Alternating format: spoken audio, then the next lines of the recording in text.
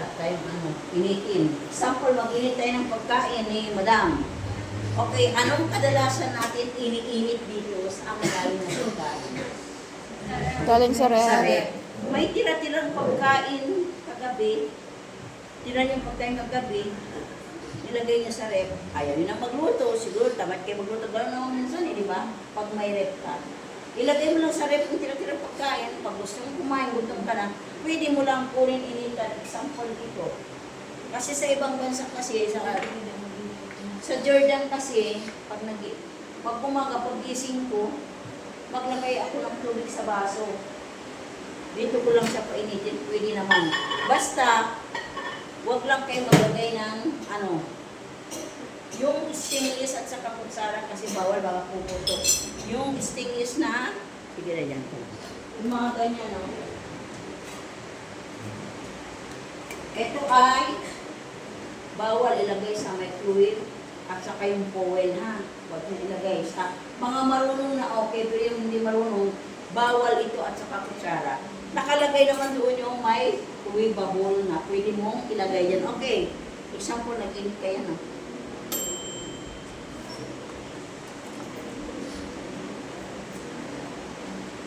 O, yan lang. Lagay natin sa 1 minute para mabilis lang. Ayan lang siya, o. Ako, pag nag-iit ako ng tubig, dito ako nagpapakulo. Kasi yung anak ng amo ko doon, pag magano siya, uminom ng kape yung fresh milk, ilalagay sa baso, dito niya pakuluan, tapos timplahan lang niya ng mas kape sa labas. Pwede mo gamitin.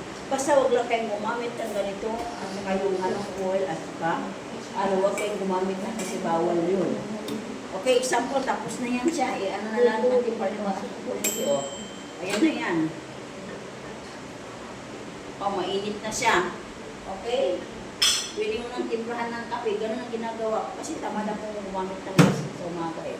Okay. Pag ang amo naman mag-init ng dito, yung pagkain, lalo yung mga sabaw, pinapul talaga yan na gusto nila mainit. Pag kumukulo din yan eh. Pag kumukulo yan, tumatalsik dito.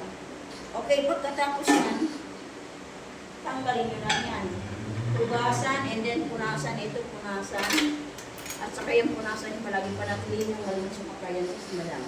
Kasi nagagalit si Madam pag ganun.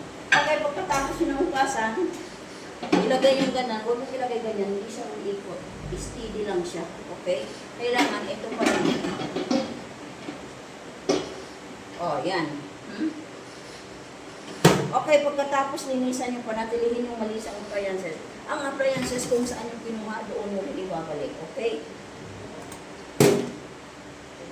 Ay, may kulang pala. Example, sabi ni Madam, lutuan mo ako ng manok na galing sa freezer. Yellow. Paano nyo maluluto agad yun? Ha? I-defrost. Gamitan nyo defrost. May defrost na kalagay dyan, ha? Yellow, kasi mahilig na lutuan mo ako isa ng ganito. Kasi gusto mo, kailangan lutuin mo agad. Paano mo lutuin yung pag-yelo? Ibabad mo ng 1 oras, hindi ko matatanggal. Ang gagawin ay i-defrost. Tapos, example dito sa example, ito na yung manok. Ilagay mo yung manok dito. Ilagay mo na, pindutin mo na yung defrost dyan. And then, mo na. Maya-maya yan. Matanggal na yung yelo. Hiwain mo na. Lugasan mo na. O igisa mo na. Iluto mo na. Ganon. Ang direct.